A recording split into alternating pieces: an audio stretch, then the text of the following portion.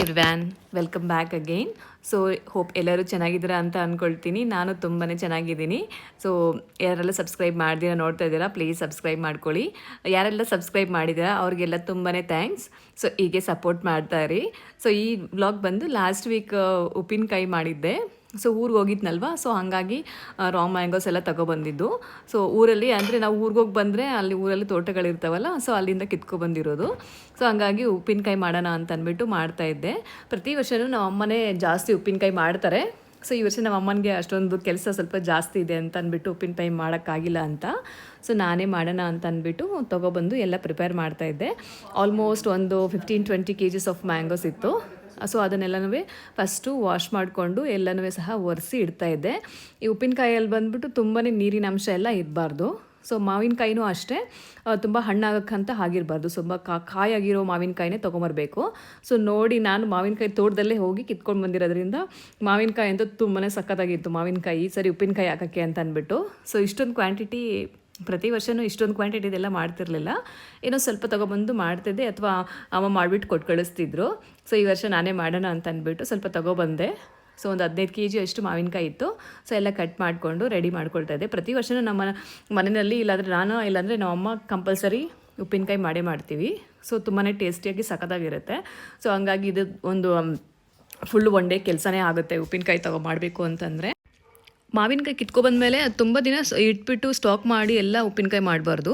Fresh ಆಗಿರಬೇಕಾದ್ರೇ cut ಮಾಡಿಬಿಟ್ಟು ಮಾವಿನಕಾಯಿ ಮಾಡಿಬಿಡಬೇಕು. ಹಾಗಾಗಿ ಉಪ್ಪಿನಕಾಯಿ ತುಂಬ ಚೆನ್ನಾಗಿರುತ್ತೆ ಮತ್ತು ಲಾಂಗ್ ಲೈಫ್ ಬರುತ್ತೆ. ಅಂದರೆ ಅಟ್ಲೀಸ್ಟ್ ನಾವು ಉಪ್ಪಿನಕಾಯಿ ಮಾಡಿದ್ರೆ ಒಂದು ವರ್ಷ ಅಥವಾ ಒಂದು 6-7 ತಿಂಗಳಾದರೂ ಯೂಸ್ ಮಾಡೇ ಮಾಡ್ತೀವಿ, ಒಂದು ವರ್ಷ ಬಂದಿಲ್ಲ ಅಂದ್ರೂ. ಸೊ ಹಾಗಾಗಿ ಫ್ರೆಶ್ ಆಗಿರೋ ಮಾವಿನಕಾಯಿ ತೊಗೊಂಬಂದಿದ ತಕ್ಷಣವೇ ಕಟ್ ಮಾಡಿ ಎಲ್ಲ ರೆಡಿ ಮಾಡ್ಕೊಬಿಡ್ಬೇಕು. ಇಲ್ಲಾಂದರೆ ಸ್ವಲ್ಪ ದಿನ ಇಟ್ಟರೆ ಒಂದ್ಸಲ ಮೆತ್ತಗಾದರೆ ಇಲ್ಲಾಂದರೆ ಹಾಳಾಗಿಬಿಡುತ್ತೆ, ಉಪ್ಪಿನಕಾಯಿ ಚೆನ್ನಾಗಿ ಬರಲ್ಲ. ಆಮೇಲೆ ಮಾವಿನಕಾಯಿ ಕೆಳಗಡೆ ಬಿದ್ದಿರೋದು, ಏಟಾಗಿರೋದು ಆ ಥರದ್ದೆಲ್ಲ ಯೂಸ್ ಮಾಡಬಾರ್ದು. ಸೊ ಹ್ಯಾಂಡ್ ಪಿಕ್ಡ್ ಮ್ಯಾಂಗೋಸ್ ತೊಗೊಬಂದು ಮಾಡಿದ್ರೆ ಅಂತ ತುಂಬಾ ಚೆನ್ನಾಗಿರುತ್ತೆ. ಮತ್ತು ಈ ಮಾವಿನಕಾಯಿ ಎಲ್ಲನೂ ಹೋಗಿ ಡೈರೆಕ್ಟಾಗಿ ತೋಟದಲ್ಲಿ ಹೋಗ್ಬಿಟ್ಟು ನಮ್ಮ ಚಿಕ್ಕಮ್ಮವ್ರ ಊರಲ್ಲಿ, ಸೊ ಅಲ್ಲಿಂದ ತೊಗೊಬಂದು ಮಾಡ್ತಾ ಇರೋದು.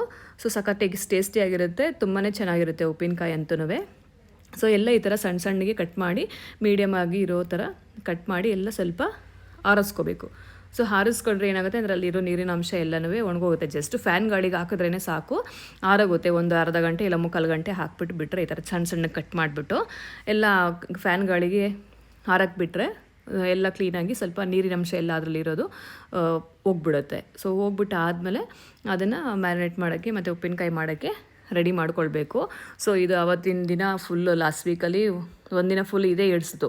ಆಫೀಸ್ ಕೆಲಸ ಮಾಡಿಕೊಂಡು ಇದನ್ನು ಮಾಡ್ಕೊಳ್ಳೋದು ಕಷ್ಟನೇ ಇತ್ತು. ಸೊ ಆದ್ರೂ ಸಹ ತೊಗೊಂಬಂದ್ಬಿಟ್ಟಿದ್ದೆ. ಇನ್ನು ತುಂಬಾ ದಿನ 1 ದಿನ 2 ದಿನ ಇಟ್ಟರೆ ತುಂಬ ಆಮೇಲೆ ಮತ್ತೆ ಉಪ್ಪಿನಕಾಯಿ ಹಾಕಿದ್ರೆ ಚೆನ್ನಾಗಿರಲ್ಲ ಅಂತ ಅಂದ್ಬಿಟ್ಟು ಸೊ ಈ ಥರ ಉಪ್ಪಿನಕಾಯಿಗೆ ಎಲ್ಲ ರೆಡಿ ಮಾಡ್ಕೊಳ್ತಾ ಇದ್ದೆ. ಸೊ ಯಾರೆಲ್ಲ ನೀವು ಮನೆಯಲ್ಲಿ ಉಪ್ಪಿನಕಾಯಿ ಮಾಡ್ಕೊಳ್ತೀರಾ, ಹೇಗೆ ಮಾಡ್ಕೊಳ್ತೀರಾ ಅಂತಂದ್ಬಿಟ್ಟು ಎಲ್ಲನೂ ಕಮೆಂಟ್ ಮೂಲಕ ತಿಳಿಸ್ಕೊಡಿ. ಸೊ ನಾವು ಸಂಡಿಗೆ ಅಂತೂ ಏನು ಮಾಡಿಲ್ಲ ಈ ಸರಿ. ಸೊ ಒಂದೊಂದು ಸರಿ ಟೈಮ್ ಸಿಕ್ಕಾಗ ಮಾಡ್ತೀವಿ, ಯಾವಾಗೂ ಪ್ರತಿ ವರ್ಷವೂ ಮಾಡ್ತೀವಿ ಅಂತ ಏನಿಲ್ಲ. ಸೊ ಟೈಮ್ ಸಿಕ್ಕಾಗ ಟೈಮ್ ನೋಡಿಕೊಂಡು ಮಾಡಬೇಕಾದ್ರೆ ಮಾಡ್ತೀವಿ. ಈ ಸರಿ ಸ್ವಲ್ಪ ಮದುವೆ ಅಲ್ಲಿ ಇಲ್ಲಿ ಓಡಾಡೋದು ಜಾಸ್ತಿ ಆಗೋಯ್ತಿದೆ ಈ ಸರಿ ವೆಕೇಷನಲ್ಲಿ, ಸಮ್ಮರಲ್ಲಿ. ಸೊ ಹಂಗಾಗಿ ಸಂಡಿಗೆ ಎಲ್ಲ ಏನು ಮಾಡ್ಕೊಳಕ್ಕೆ ಆಗಿಲ್ಲ. ಸೊ ಸಂಡಿಗೆ ಎಲ್ಲ ಏನು ಮಾಡಿಲ್ಲ. ಸೊ ಅಟ್ಲೀಸ್ಟ್ ಮಾವಿನಕಾಯಿ ಇತ್ತಲ್ಲ, ಸೊ ಉಪ್ಪಿನಕಾಯಿ ಆದರೂ ಮಾಡ್ಕೊಳ್ಳೋಣ ಅಂತ ಅಂದ್ಬಿಟ್ಟು ಎಲ್ಲ ರೆಡಿ ಮಾಡ್ಕೊಳ್ತಾ ಇದ್ವಿ. ಸ್ವಲ್ಪ ಕ್ವಾಂಟಿಟಿ ಜಾಸ್ತಿನೇ ಮಾಡ್ಕೊಳ್ತೀವಿ ಪ್ರತಿ ವರ್ಷವೂ ಅಷ್ಟೇ. ಅಮ್ಮ ಅಥವಾ ನಾನು ಯಾರಾದರೂ ಮಾಡಿದಾಗ ಸೊ ನಾವು ಅಕ್ಕ ತಂಗಿರೆಲ್ಲನೂ ಸ್ವಲ್ಪ ಶೇರ್ ಮಾಡ್ಕೊಳ್ತೀವಿ. ಸೊ ನೋಡಿ, ಇಷ್ಟು ಮಾವಿನಕಾಯಿ ಆಯಿತು. ಆ್ಯಕ್ಚುಲಿ ಒಂದಿನ ಮ್ಯಾರಿನೇಟ್ ಮಾಡಿ ಅದನ್ನು ಮಾಡಿದ್ದು.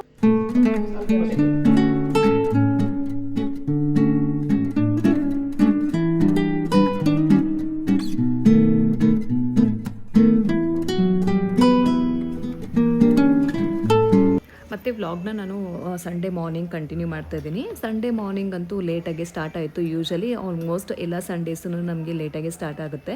ಸೊ ಬೆಳಗ್ಗೆ ಎದ್ದಿದ್ದು ಲೇಟ್ ಆಯಿತು. ಸೊ ಬ್ರೇಕ್ಫಾಸ್ಟು ಮಾಡಿಲ್ಲ, ಒಂದೇ ಸರಿ ಡೈರೆಕ್ಟ್ ಲಂಚೇ ಪ್ರಿಪೇರ್ ಮಾಡೋಣ ಅಂತ ಒಂದು 12 o'clock ಎಲ್ಲ ಪ್ರಿಪೇರ್ ಮಾಡಿಬಿಟ್ಟೆ ಲಂಚ್ನ. ಸೊ ಹಂಗಾಗಿ ಫಿಶ್ ತರ್ತೀನಿ ಅಂತ ಅಂದ್ಬಿಟ್ಟು ನಮ್ಮ ಮನೇಲಿ ಫಿಶ್ ತಂದಿದ್ರು.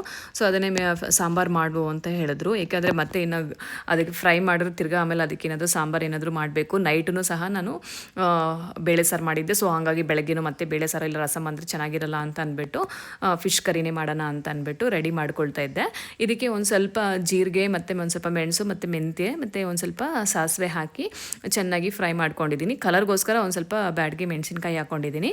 ಸೊ ಕಲರ್ಗೆ ಅಂದರೆ ಖಾರಕ್ಕೆ ಮಾಮೂಲಿ ಖಾರದ ಪುಡಿ ಹಾಕ್ಕೊಳ್ತೀನಿ, ಮನೆಯಲ್ಲೇ ಮಾಡಿರೋದು ಅಚ್ಚ ಖಾರದ ಪುಡಿ. ಸೊ ಅದು ಖಾರನೂ ಇದೆ ಮತ್ತು ಸ್ವಲ್ಪ ಕಲರೂ ಇದೆ, ಅದಕ್ಕೋಸ್ಕರ ಮೂರೇ ಬ್ಯಾಡ್ಗೆ ಮೆಣಸಿನ್ಕಾಯಿ ಹಾಕ್ಕೊಂಡು ಫ್ರೈ ಮಾಡಿಕೊಂಡೆ. ಸೊ ಅದನ್ನು ಹಾಕಿದಾದ್ಮೇಲೆ ಸ್ವಲ್ಪ ಎಣ್ಣೆ ಹಾಕ್ಬಿಟ್ಟು ಒಂದು ಸ್ವಲ್ಪ ಈರುಳ್ಳಿ ಮತ್ತು ಟೊಮೊಟೊ ಇದನ್ನೆಲ್ಲ ಸ್ವಲ್ಪ ಫ್ರೈ ಮಾಡ್ಕೊಳ್ಳೋಣ ಅಂತ ಅಂದ್ಬಿಟ್ಟು ಫ್ರೈ ಮಾಡ್ಕೊಳ್ಳೋಕ್ಕೆ ಹಾಕ್ತಾಯಿದ್ದೀನಿ. ಸೊ ಇದಕ್ಕೆ ಒಂದು ಮೀಡಿಯಮ್ 1.5 ಅಷ್ಟು ಈರುಳ್ಳಿ ತೊಗೊಂಡಿದ್ದೀನಿ. ಸೊ ಮತ್ತು ಒಂದು ದೊಡ್ಡ ಸೈಜ್ ಟೊಮೊಟೊ ತೊಗೊಂಡಿದ್ದೀನಿ. ಚಿಕ್ಕದಾದರೆ 2 ಟೊಮೊಟೊ ಹಾಕ್ಬೋದು. ಸೊ ಏಕೆಂದರೆ ಫಿಶ್ ಕರಿಗೆಲ್ಲನೂ ಸ್ವಲ್ಪ ಹುಳಿ ಖಾರ ಇದ್ರೇ ಚೆನ್ನಾಗಿರೋದು.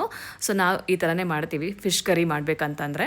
ಸೊ ಹಾಗಾಗಿ ಒಂದು ಸ್ವಲ್ಪ ಈರುಳ್ಳಿ ಎಲ್ಲ ಸ್ವಲ್ಪ ಫ್ರೈ ಆದಮೇಲೆ ಸ್ವಲ್ಪ ಟೊಮೊಟೊನೂ ಆ್ಯಡ್ ಮಾಡ್ಕೊಳ್ತೀನಿ ಮತ್ತು ಹುಣಸೆಹಣ್ಣು ಹಾಕ್ತೀನಿ ಸ್ವಲ್ಪ. ಸೊ ನಿಮ್ಮ ಮನೆಯಲ್ಲೆಲ್ಲ ಹೆಂಗೆ ಫಿಶ್ ಕರಿ ಮಾಡ್ತೀರಾ ಅಂತ ಕಮೆಂಟ್ ಮಾಡಿ ತಿಳಿಸ್ಕೊಡಿ. ಸ್ವಲ್ಪ ಹುಳಿ ಜಾಸ್ತಿನೇ ಆಗ್ಬಿಟ್ಟಿತ್ತು ಇವತ್ತು ಸಾಂಬಾರು ಮಾಡಬೇಕಂದ್ರೆ ನಾನು. ಸೊ ಸ್ವಲ್ಪ ಹುಳಿ ಕಡಿಮೆ ಮಾಡಬೇಕಾಗಿತ್ತು ಅಂತ ಅನಿಸಿತ್ತು. ಸೊ ನಾನು ಸ್ವಲ್ಪ ಈರುಳ್ಳಿ ಫ್ರೈ ಆದಮೇಲೆ ಸ್ವಲ್ಪ ಟೊಮೊಟೊನೂ ಹಾಕ್ಕೊಂಡು ಫ್ರೈ ಮಾಡ್ಕೊಳ್ತಿದ್ದೆ. ಸೊ ಇದನ್ನೆಲ್ಲ ಚೆನ್ನಾಗಿ ಒಂದು ಸ್ವಲ್ಪ ಫ್ರೈ ಮಾಡಿಕೊಂಡು ರುಬ್ಬೋದಕ್ಕೆ ಮಸಾಲ ರೆಡಿ ಮಾಡ್ಕೊಳ್ತಿದ್ದೆ. ಬೆಳ್ಳುಳ್ಳಿ ಒಂದು 2 ಸ್ವಲ್ಪ ದೊಡ್ಡದಾಗಿರೋದೇ ಒಂದು 2 ಬೆಳ್ಳುಳ್ಳಿ ತೊಗೊಂಡಿದ್ದೀನಿ. ಸೊ 2 ಬೆಳ್ಳುಳ್ಳಿ ಮತ್ತು ಸ್ವಲ್ಪ ಕೊತ್ತಂಬರಿ ಸೊಪ್ಪು ಸ್ವಲ್ಪ ಫ್ರೈ ಆದಮೇಲೆ ಸೊ ಅದನ್ನು ಸ್ವಲ್ಪ ತಣ್ಣಗಾಗಲಿಕ್ಕೆ ಬಿಟ್ಟು ಆಮೇಲೆ ಮಸಾಲ ರುಬ್ಕೋಬೇಕಾಗುತ್ತೆ. ಸೊ ಮಸಾಲ ರುಬ್ಬೋದಕ್ಕೆ ಸ್ವಲ್ಪ ಧನಿಯಾ ಪೌಡರು ಮತ್ತು ಖಾರದ ಪುಡಿ ಹಾಕ್ಕೊಳ್ತೀನಿ. ಸೊ ಖಾರದ ಪುಡಿ ಹಾಕ್ಕೊಂಡು ಚೆನ್ನಾಗಿ ಗ್ರೈಂಡರಲ್ಲಿ ಮಿಕ್ಸ್ ಮಾಡ್ಕೋಬೇಕು. ಮತ್ತು ಆವಾಗಲೇ ನಾವು ಫ್ರೈ ಮಾಡ್ಕೊಂಡಿದ್ವಿ, ಡ್ರೈ ಫ್ರೈ ಮಾಡಿದ್ವಲ್ವ, ಜೀರಿಗೆ, ಮೆಣಸು, ಸಾಸಿವೆ ಮತ್ತು ಮೆಂತ್ಯ, ಅದನ್ನು ಸಹ ಹಾಕ್ಕೋಬೇಕಾಗತ್ತೆ. ಇದ್ರ ಜೊತೆಗೆ ತಣ್ಣಗಾದ್ಮೇಲೆ ಒಂದು ಸ್ವಲ್ಪ ಹಸಿ ಕಾಯಿ ಚೂರು ಹಾಕ್ಕೊಂಡಿದ್ದೀನಿ. ಕಾಯಿ ಚೂರು ಹಾಕ್ಕೊಂಡು ಇದನ್ನೆಲ್ಲ ಒಂದು ಸ್ವಲ್ಪ ಮಿಕ್ಸರ್ ಜಾರ್ಗೆ ಹಾಕ್ಕೊಂಡು ಚೆನ್ನಾಗಿ ಗ್ರೈಂಡ್ ಮಾಡ್ಕೊಳ್ಳೋದಕ್ಕೆ ಹಾಕ್ಕೊಳ್ತಾ ಇದ್ದೀನಿ. ಅದ್ರ ಜೊತೆಗೆ ಆವಾಗಲೇ ಡ್ರೈ ಫ್ರೈ ಮಾಡಿದ್ನಲ್ವ, ಸೊ ಅದನ್ನು ಸಹ ಇದಕ್ಕೆ ಹಾಕ್ಕೊಳ್ತಾ ಇದ್ದೀನಿ. ಸೊ ಇದನ್ನು ಹಾಕ್ಕೊಂಡ್ಮೇಲೆ ಸ್ವಲ್ಪ ಖಾರದ ಪುಡಿ, ಖಾರ ಸ್ವಲ್ಪ ಜಾಸ್ತಿನೇ ಇರಬೇಕು ಫಿಶ್ ಕರಿಗೆಲ್ಲನೂ. ಸೊ ಹಾಗಾಗಿ ಸ್ವಲ್ಪ ಖಾರದ ಪುಡಿ ಜಾಸ್ತಿನೇ ಹಾಕ್ತಾಯಿದ್ದೀನಿ, 2 ಸ್ಪೂನ್ ಅಷ್ಟು ಹಾಕಿದ್ದೀನಿ. ಸೊ ಧನಿಯಾ ಪುಡಿನೂ ಸಹ ಹಾಕ್ಕೋಬೇಕು. ಧನಿಯಾ ಪುಡಿ, ಖಾರದ ಪುಡಿ ಎಲ್ಲನೂ ಸಹ ನಾವು ಮನೆಯಲ್ಲೇ ಮಾಡಿರೋದು. ಸೊ ಆಲ್ಮೋಸ್ಟ್ ಅಂದರೆ ನಾವು ಒಂದು ಸರಿ ಮಾಡಿಕೊಂಡ್ರೆ ಅವ್ರು ಅಟ್ಲೀಸ್ಟ್ 6 ಮಂತ್ಸ್ ಆದರೂ ಬಂದೇ ಬರುತ್ತೆ. ಸೊ ಆ ಥರ ಮಾಡ್ಕೊಂಡಿರ್ತೀವಿ. ಸೊ ಹಾಗಾಗಿ ಟೇಸ್ಟು ಚೆನ್ನಾಗಿರುತ್ತೆ, ಹೆಲ್ತಿಯಾಗಿ ಇರುತ್ತೆ. ನನಗಂತೂ ಅಂಗಡಿನಲ್ಲಿ ತೊಗೊಳ್ಳೋ ಪೌಡರ್ಸ್ ಇಷ್ಟನೇ ಆಗೋದಿಲ್ಲ. ಸೊ ನಾವೇನೇ ಆದರೂ ಮನೆಯಲ್ಲೇ ಮಾಡ್ಕೊಳ್ಳೋದು. ಸೊ ಇದು ಇಷ್ಟನ್ನ ಹಾಕ್ಕೊಂಡು ಚೆನ್ನಾಗಿ ಗ್ರೈಂಡ್ ಮಾಡ್ಕೋಬೇಕು. ಆ ಜೊತೆಗೆ ಸ್ವಲ್ಪ ಅರಿಶಿನೂ ಹಾಕ್ಕೊಂಡಿದ್ದೀನಿ. ಆಗಲೇ ನೆನೆಸಿ ಇಟ್ಟಿದ್ನಲ್ಲ, ಒಂದು ನಿಂಬೆಹಣ್ಣು ಸೈಜ್ ಗಾತ್ರದಷ್ಟು ಹುಣಸೆಹಣ್ಣು. ಸೊ ಹುಣಸೆಹಣ್ಣು ಹಾಕಿಬಿಟ್ಟು ಚೆನ್ನಾಗಿ ರುಬ್ಬಿಬಿಟ್ಟು ಒಗ್ಗರಣೆ ಮಾಡ್ಕೋಬೇಕು. ಒಗ್ಗರಣೆನಲ್ಲಿ ಚೆನ್ನಾಗಿ ನಾವೇನು ರುಬ್ಕೊಂಡಿರ್ತೀವಿ ಅದು ಚೆನ್ನಾಗಿ ಫ್ರೈ ಆಗಬೇಕು. ಫ್ರೈ ಆಗಿ ಕುದ್ದಾದಮೇಲೆ ಸೊ ಹಸಿ ವಾಸನೆ ಎಲ್ಲ ಹೋಗಿದ್ದಾಗಿದೆ ಅಂದಾಗ ಫಿಶ್ನ ಹಾಕಿಬಿಟ್ಟು 1-2 ಕುದಿ ಬಂದು ಇಳಿಸ್ಕೊಂಡ್ರೆ ಸಾಕು. ಸಾಂಬಾರು ತುಂಬಾ ಚೆನ್ನಾಗಿರುತ್ತೆ. ನೋಡಿ, ಪೇಸ್ಟೂ ಸಹ ತುಂಬ ಚೆನ್ನಾಗಿ ನುಣ್ಣಗೆ ಪೇಸ್ಟ್ ಆಗಿತ್ತು. ಸೊ ಈ ಪೇಸ್ಟ್ನ ರೆಡಿ ಆಗಿದೆ. ಸೊ ಇದಕ್ಕೆ ಒಗ್ಗರಣೆಗೆ ಸ್ವಲ್ಪ ಅದೇ ನಾನು ಆವಾಗಲೇ ಏನು ಬಾಣಲಿನಲ್ಲಿ ಫ್ರೈ ಮಾಡಿದ್ದೆ ಅದನ್ನೇ ಬಾಣಲಿನ ಯೂಸ್ ಮಾಡಿಕೊಂಡು ಸ್ವಲ್ಪ ಸಾಸಿವೆ, ಸ್ವಲ್ಪ ಕರಿಬೇವು, ಈರುಳ್ಳಿ ಹಾಕಿ ಚೆನ್ನಾಗಿ ಫ್ರೈ ಮಾಡಿ, ಸೊ ಮಸಾಲ ರುಬ್ಬಿರೋ ಮಸಾಲ ಹಾಕಿಬಿಟ್ಟು 1-2 ಕುದಿ ಬಂದಮೇಲೆ ಹಸಿ ವಾಸನೆ ಎಲ್ಲ ಹೋಗಿದೆ ಅಂತ ಅಂದಾಗ ರುಬ್ಬಿರೋ ಮಸಾಲೆನ ಹಾಕಿಬಿಟ್ಟು ಚೆನ್ನಾಗಿ ಫ್ರೈ ಮಾಡ್ಕೋಬೇಕು. ಹಸಿ ವಾಸನೆ ಹೋಗಿದೆ ಅಂತ ಅಂದಾಗ ಸೊ ಮತ್ತು ಸ್ವಲ್ಪ ನೀರು ಆ್ಯಡ್ ಮಾಡಿಕೊಂಡು ಚೆನ್ನಾಗಿ ಕುದಿಸ್ಬಿಟ್ಟು ಮಸಾಲೆ ಚೆನ್ನಾಗಿ ಕುದ್ಬಿಡಬೇಕು. ಸೊ ಆಮೇಲೆ ಫಿಶ್ನ ಏನು ತೊಳೆದು ರೆಡಿ ಮಾಡಿ ಇಟ್ಕೊಂಡಿದ್ವೋ ಆ ಫಿಶ್ನ ಹಾಕ್ಬಿಟ್ಟು 1-2 ಕುದಿ ಬಂದರೆ ಸಾಕು. ಫಿಶ್ನ ಹಾಕಿದ್ಮೇಲೆ ಜಾಸ್ತಿ ಮಿಕ್ಸ್ ಮಾಡೋಕ್ಕೆ ಹೋಗಬಾರ್ದು. ಅದೇನೆಂದರೆ ಅದು ಯಾವಾಗಲೂ ಅಷ್ಟೇ, ಯಾವುದೇ ಫಿಶ್ ಆಗಿರ್ಬೋದು ಬೇಗ ಕುದ್ಬಿಡುತ್ತೆ, ಬೆಂದೋಗುತ್ತೆ. ಸೊ ಹಾಗಾಗಿ 1-2 ಕುದಿ ಬಂದಮೇಲೆ ಸ್ಟವ್ ಆಫ್ ಮಾಡಿಬಿಡಬೇಕು. ಆಫ್ ಮಾಡಿಬಿಟ್ರೆ ಅದಷ್ಟರಲ್ಲೇ ಬೆಂದ್ಬಿಟ್ಟಿರುತ್ತೆ ಆಲ್ರೆಡಿ. ಸೊ ಹಾಗಾಗಿ ಫಿಶ್ನ ಜಾಸ್ತಿ ಫ್ರೈ ಮಾಡೋ ಅವಶ್ಯಕತೆ, ಚೆನ್ನಾಗಿ ಜಾಸ್ತಿ ಹೊತ್ತು ಕುದಿಸೋ ಅವಶ್ಯಕತೆ ಇಲ್ಲ ಸಾಂಬಾರಿಗೆ. ಸೊ ಹಾಗಾಗಿ 1-2 ಕುದಿ ಬಂದರೆ ಸಾಕಾಗುತ್ತೆ. ಸೊ ಆಲ್ರೆಡಿ ಇವಾಗ ಈರುಳ್ಳಿ ಎಲ್ಲ ಬ್ರೌನಾಗಿ ಆಗಿತ್ತು. ಸೊ ಅದಕ್ಕೆ ನಾನು ಇವಾಗ ರುಬ್ಬಿರೋ ಮಸಾಲೆನ ಆ್ಯಡ್ ಮಾಡಿಬಿಟ್ಟು ಕುದಿಸ್ತೀನಿ. ಸ್ವಲ್ಪ ಹಸಿ ವಾಸನೆ ಹೋಗೋವರೆಗೂ ಚೆನ್ನಾಗಿ ಹುರಿದ್ಬಿಟ್ಟು ಕುದಿಸಿದ್ರೆ ಸಾಕು, ಸಾಂಬಾರು ರೆಡಿ ಆಗಿಬಿಡುತ್ತೆ.